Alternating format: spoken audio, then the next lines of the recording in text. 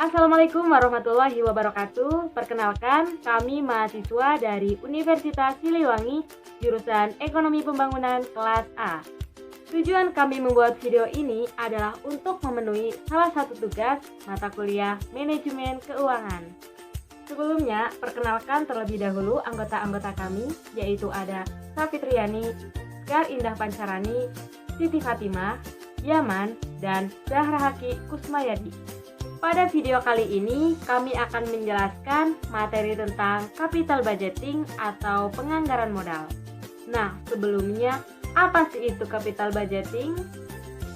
Jadi, capital budgeting merupakan keseluruhan proses mulai dari perencanaan sampai dengan pengambilan keputusan untuk pengeluaran sejumlah dana atau investasi di mana jangka waktu kembaliannya dana tersebut melebihi 1 tahun.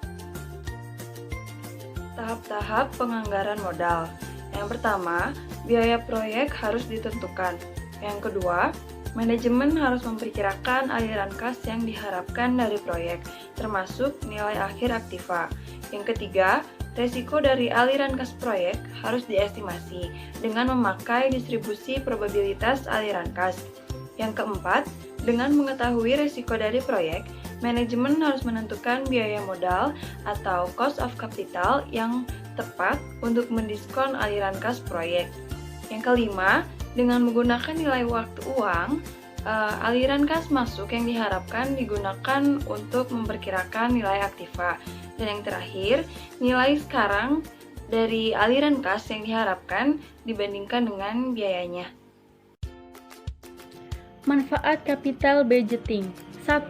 Untuk mengetahui kebutuhan dana yang telah terperinci karena dana yang terikat jangka waktunya lebih dari 1 tahun. 2. Agar tidak terjadi overinvestment atau underinvestment. 3. Dapat lebih terperinci, teliti karena dana semakin banyak dan dalam jumlah yang sangat besar. 4. Mencegah terjadinya kesalahan dalam decision making. Metode keputusan penganggaran modal. Dalam mengambil keputusan penganggaran modal terdapat 5 metode. Yang pertama, payback period. Yang kedua, net present value atau NPV. Yang ketiga, internal rate of return. Yang keempat, profitability index. Dan yang kelima, accounting rate of return. Lanjut ke pembahasan yang pertama, yaitu mengenai payback period. Apa itu payback period? Payback period adalah jangka waktu yang dibutuhkan oleh perusahaan untuk mendapatkan kembali modal yang ditanamkan pada awal. Semakin cepat modal tersebut terkumpulkan, maka semakin kecil pula resiko yang akan dihadapi oleh perusahaan. Payback period memiliki rumus yaitu payback period sama dengan jumlah investasi dikalikan 1 tahun dibagi proses.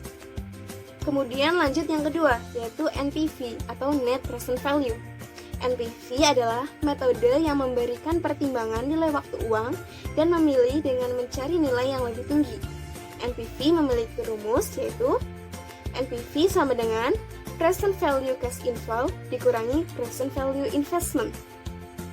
Yang ketiga ada internal rate of return atau IRR. IRR adalah tingkat pengembalian yang dihasilkan atas suatu investasi atau discount rate yang menunjukkan bahwa present value cash flow sama dengan present value outlay. IRR ini dapat digunakan untuk melihat tingkat keuntungan yang lebih tinggi. IRR dapat dirumuskan sebagai berikut, yang dapat dilihat pada layar. Kemudian yang keempat ada profitability index atau PI.